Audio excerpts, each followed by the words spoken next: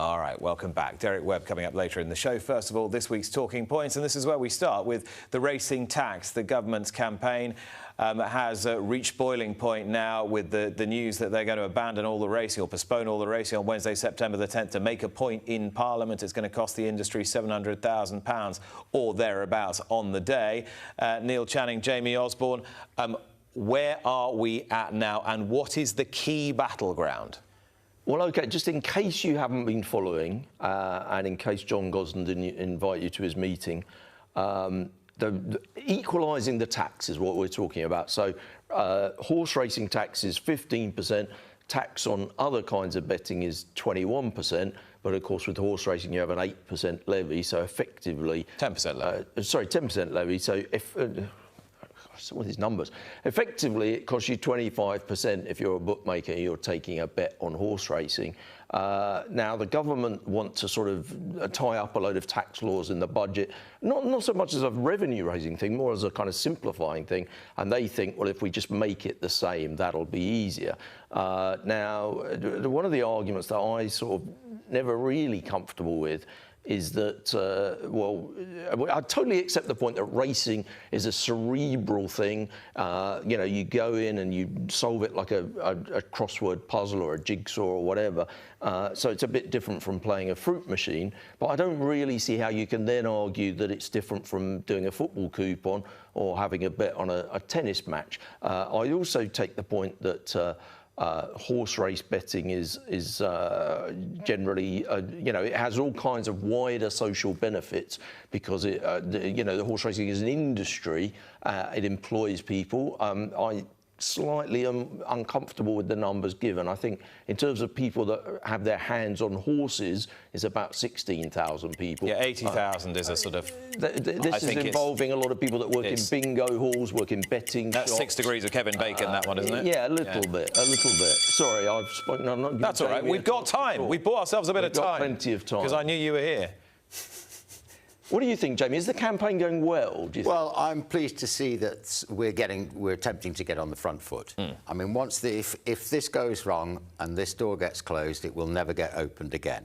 So let's throw everything at it. Yes, trainers are busy looking after their own micro situations, and we often don't have time to get involved in the macro scenario.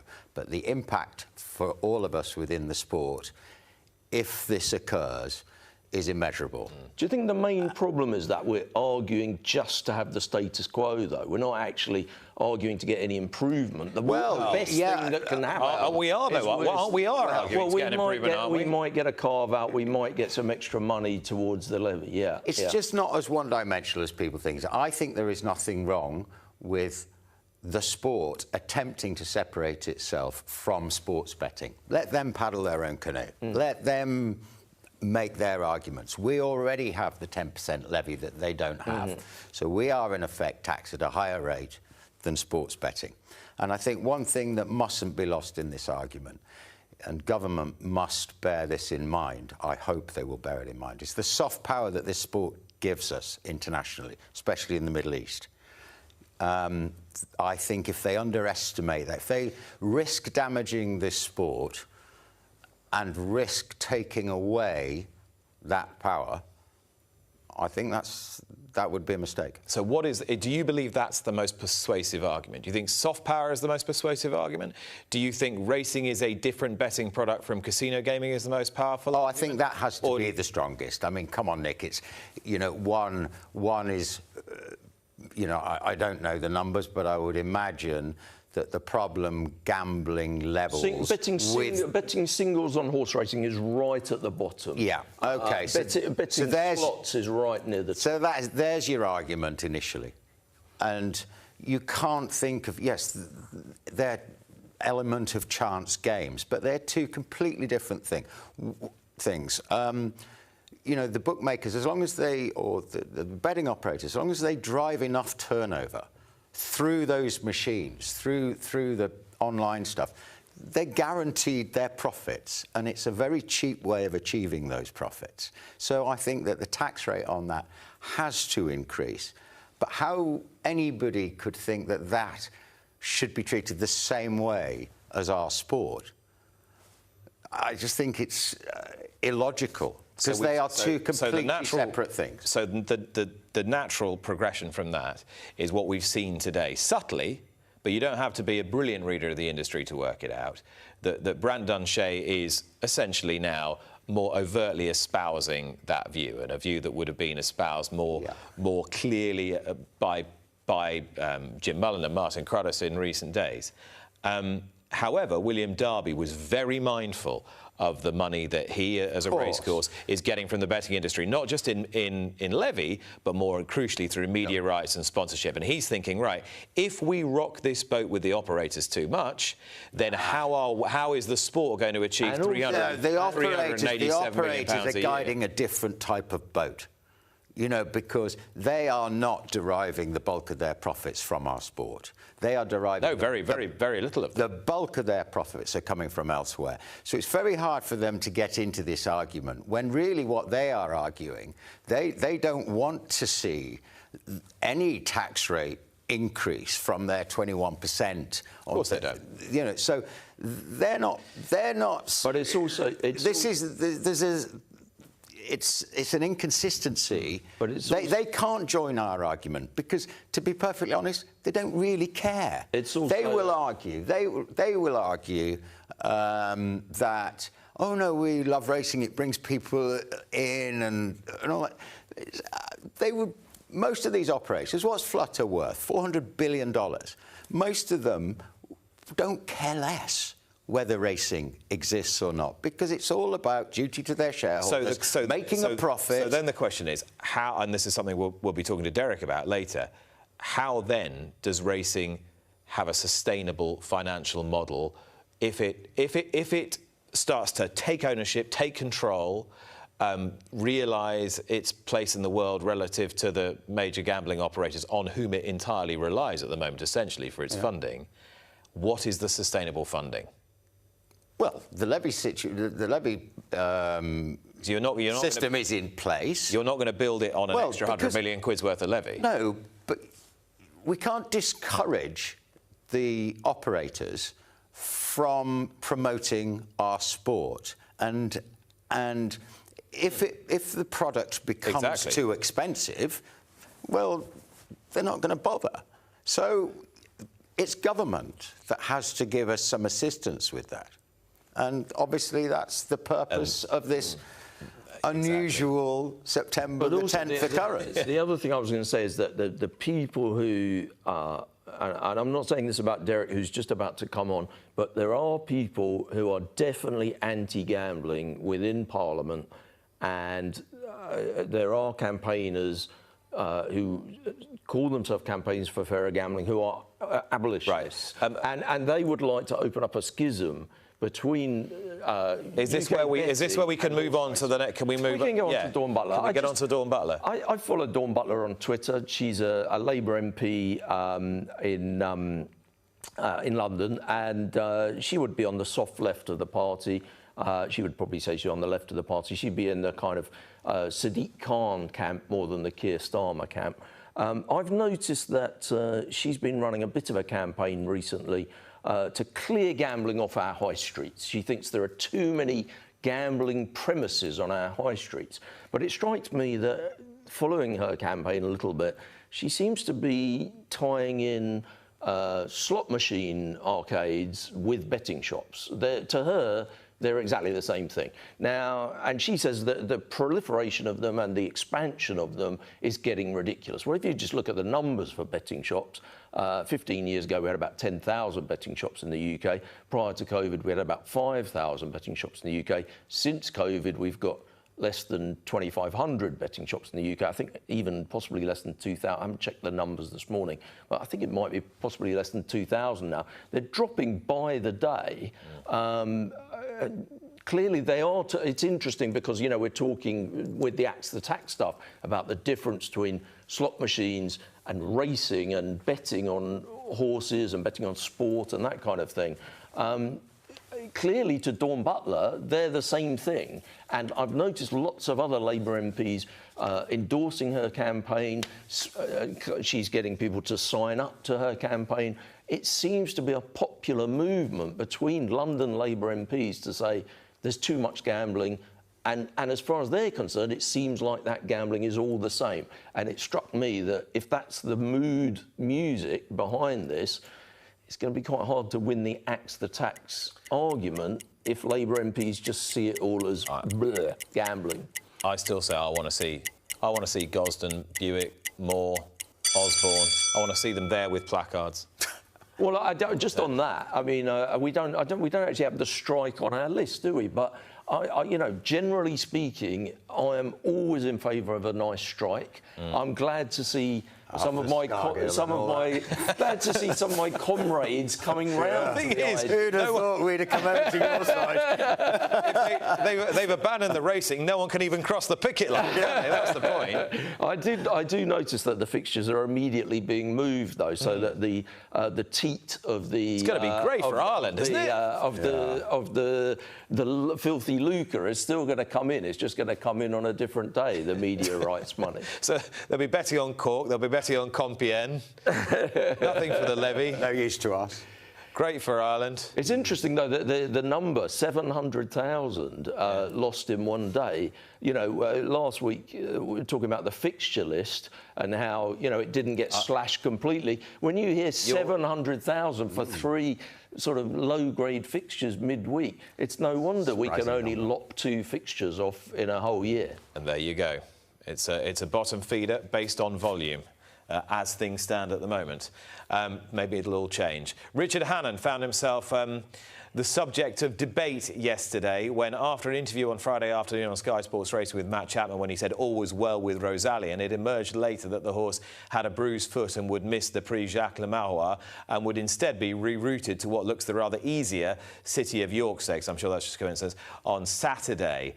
Now, yesterday he was questioned about this, and he said that it was really something that's something that constantly sort of bothers the horse, and they have to sort of monitor day in, day out. So it wasn't something to set the hairs running earlier in the week, and he sort of didn't want to sort of give people misinformation. This is all boiling down now, isn't it, Jamie, to a question of how much is too much to tell the racing public when it comes to targeting a big race on which people are betting. You can understand why people were a bit peeved. You can, and it was unfortunate, but I sympathise with Richard. Look, there's dozens, if not hundreds, of reasons why a horse will underperform, and most of those reasons have got sort of subsets underneath them. Had he run the horse, had he mentioned that it had had a bruised foot this week and he'd run the horse, he'd underperformed today, then everyone's going, what an idiot, why did he run it? And if he'd underperformed, it might have had nothing to do with the foot whatsoever. Sometimes you can just give out too much information and people draw conclusions based on that. And then we all have to suffer from the warriors that just... Also, wasn't his main problem that he hadn't had a chance to talk to the connections yet? Well, I didn't know that. The owner's obviously a little bit... That's what he said, yeah. I didn't, yes. The owner in the past has been a little bit trigger-happy at removing his horses from people. It must be a bit awkward to feel like, I can't really say anything until I've spoken to the owner. But I guess the question then would be, you see Matt Chapman walking towards you with a microphone. Oh, you just run in the other direction. Well, I mean, generally speaking, that might be fair advice anyway, but... you know, if you run in the other direction during every racing league fixture, there'd be no sport to watch. But he's obviously going to... he's not on the mic. He's obviously going to ask you about your superstar horse who's got a big race coming up. I think maybe you could get yourself out of this tricky situation by saying, Matt, I really can't talk to you right now. I've got something really important to do. Have you ever tried that with him? I mean, it's difficult, but I don't know. Look, I don't know what I would have done. A trainer does have a duty. A trainer does have a duty. I think we'll all acknowledge this. We have a duty to the betting public to be as transparent as possible. But our primary duty is to our clients. Yeah. I mean, like the Royal Ascot with Merchant. But the sports clients are its punters. Yeah, so that's why we acknowledge the fact that we will be as transparent as possible. What did you think on the flip side of that with Merchant at Royal Ascot? William Haggis afterwards said we had it was basically on 3 legs. And if he'd said that before the race, nobody would have backed him. Yeah, that was probably an error. It's not. It's very hard to get the balance right, though. Yeah. It's not straightforward. And John and Thady Gosden with Field of Gold. Now he's coming back. He's going to canter again, or he's cantering again very shortly. He was reported to be lame after the Sussex Stakes on his near hind, I think it was near hind, and they x-rayed him twice, gave him a scan, found it was just wrenching, and he's back away again. Now, he told us the day after that the horse was lame.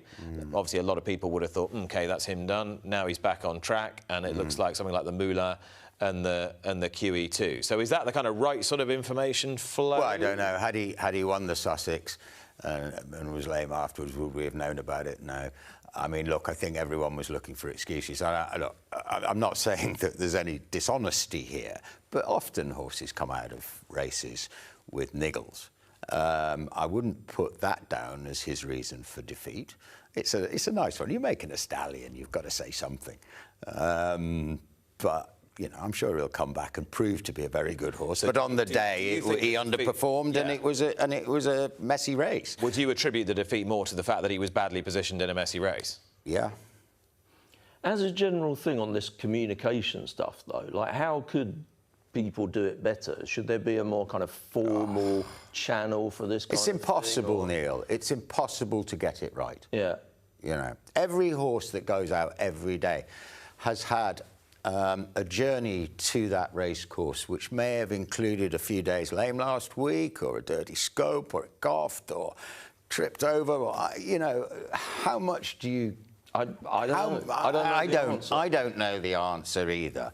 I mean, I went on Salisbury the other day. We had an odds-on chance, and Lydia interviewed me beforehand, and I said, I think this is the worst odds-on chance there's ever been. He has this issue and that issue, and this is an experiment dropping back to 6. And by the time I'd walked to the grandstand to watch him, he hardened up. So, you know, I was just being fair. The horse did get beaten. He finished second. Yeah. And I was trying to be fair and just sort of say, God, I'm surprised this horse is as short as this. And he got shorter. You know, so... I think that's great, though. I think it's great to hear from a trainer beforehand, you know, be quite genuine and honest about it. Obviously, you have the problem that you might offend your owner. I think everybody thinks that we are less honest and less transparent than we actually are. And I think you feel that as well. No, not you, Jamie, not you. And if they'd encounter some of your dastardly machinations in the racing league, they'd know exactly why. What's the future? You're in it every week. I doubt this will make another appearance on here during the course of the year, but this might be the last one. Is it got a future? And if it has got a future, in what form and how best will it thrive? I think it's been tweaked every year, and I think further tweaks would improve it. Does it have a future? I don't know. I believe that the... Do you still believe in the concept? Yeah, I think that it has its place. It's something slightly different. It's not offensive. It's competitive racing. For those that like it, they really like it. There's good attendances at the meetings, and obviously I don't know the viewing figures yet, but I would imagine they're pretty good. It's not trying to reinvent the wheel, it's just something slightly different to give people a different slant on the sport. Will it survive? I would imagine that will be purely down to the financial side of things. What about the criticism that it fishes in the same pool as, say, the Shergar Cup or the Sunday Series? Do you think the three together can't really coexist? We are looking to run horses in that sort of middle to top range of the handicap bracket, and we're running them for the right sort of money, but we're doing it at a time of year where, you know, we're between Goodwood and York, Shergar Cup, Sunday Series. These are all the same type of horses, and they are sort of, I'm taking somebody else's words, cannibalising each other. Yeah. So, yes, I think this is an event that would go very well under the lights in the winter, at a time of year where the racing is pretty dull. Maybe lower the rating band and tap into the audience, and give a slightly lower grade of horse an abnormal chance to win good money, and I think it would fly. Let's move on, because I want to pick up on Japan and what a week this potentially is, because the Japanese had a very impressive winner of the Prix Guillaume d'Ornano, one of the richer Group 2 races in Europe yesterday, thrashing Brian Meehan's Rashabar, who, let's face it, it's a Group 1.5 horse. I'm sure Brian would say Group 1 horse, but, you know, he's gone very close to winning a couple of Group 1s. He absolutely wiped him out. And we've got Ascoli Piceno running in the Jacques Le Marois this afternoon for Christophe Lemaire, the filly who won in Saudi Arabia. And you've got Danon Decile, a very tight third favourite now for the Juddmonte International. Could this be the week where they do to European racing, Jamie, what they've been doing everywhere else in the world? It could be. And, you know, it's scary, isn't it, really, just how dominant, how powerful they've become. And, you know, it hasn't happened overnight. It's been decades of planning, decades of investment. Their system out there is phenomenal. Their prize money, they've got such a healthy sport, and obviously a massive following from from the Japanese. I mean, it's the difference in the sports. You know, I mean, it's almost racing in Japan is almost like what football is here. You know, which is incredible, isn't it? You know, what is the difference in the psychology of these people that means they love this sport so much when realistically hardly anyone in this country loves it? But yeah, I think it could be. It's going to be a pivotal week. It's not going to change anything out there, but it's just another example of how brilliantly they are doing things. What do you think, Neil? Feeling earlier in the show was that Danon Decile could win the Juddmonte International. If that happens, will it open the floodgates, and will those incentives that were being offered by Ascot, York, Goodwood suddenly start to bear fruit? That's got to be the hope, hasn't it, from an international, you know, interest and wagering perspective? Yeah, I mean, obviously the Whirlpool stuff is massively important for all of these courses. And you get a Japanese runner, you're unlocking another stream. Yeah, no, of course. And, you know, all the other stuff we're talking about today, the more money that you can get in from outside, the better. You know, and if we're talking about, you know, possibly a sort of slight separation in the symbiosis between the major gambling corporations in the UK and, you know, the racing and the BHA. I guess the Whirlpool's expansion is, you know, the reason that Japanese racing is so successful and has had that investment is because of a total monopoly, isn't it, at the end of the day? Yeah, I mean, I'll make the joke. Obviously, it's a big week for them. They could go nuclear. Oh. Right, moving swiftly on.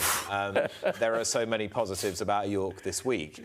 And the Juddmonte International looks well up to scratch. The Coolmore Nunthorpe looks a much more absorbing addition than sometimes it is. The Ebor looks great, potentially very well handicapped also in Ballydoyle there.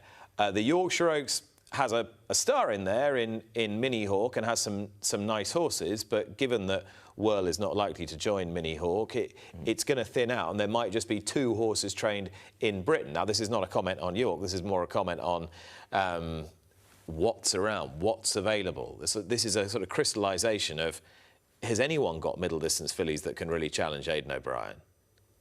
It wouldn't appear so. No.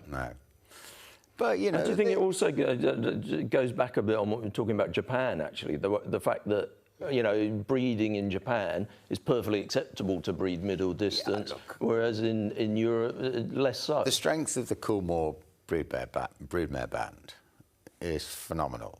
And I don't think, when you get up to this level, it's not unusual just to have small fields. No, you know, the entry fees are quite prohibitive. If you're going to take a flyer, there'll be people sitting there now seeing a small run of Yorkshire Oaks thinking, oh, I wish I'd put it in, and we'd have finished 4th. You know, but the cost of getting to this point to find out that there's only going to be a small field is, you know, so maybe one way to change this would be the entry structure. Possibly. Entry structures come under a bit more scrutiny this season, I thought, than before. We're seeing a lot more supplementary entries, aren't we? We could get another 2 or 3, I think. Yeah, but you've got to have very deep. You've got to have very deep pockets to do the supplementary. You know, you just do the maths. I mean, unless you are, well, you know, you'd if you're cool, employ Neil Channing to do the, yeah, I mean, you're in effect having a big bet. You know, So, you know, if you wanted to guarantee more runners in these races where you've got a sort of lopsided market, you've got an exceptional filly, and nobody really wants to take her on, if you are going to combat that, a change in the entry structure would probably help. It's not a bad thing, though, is it, when you get to see elite horses where it's not such a big gambling race, and then it's immediately followed by a huge handicap, which is very competitive. The beauty of British racing that we've got we've got both things. Yeah, I agree. Gentlemen, thank you. Those were this week's talking points.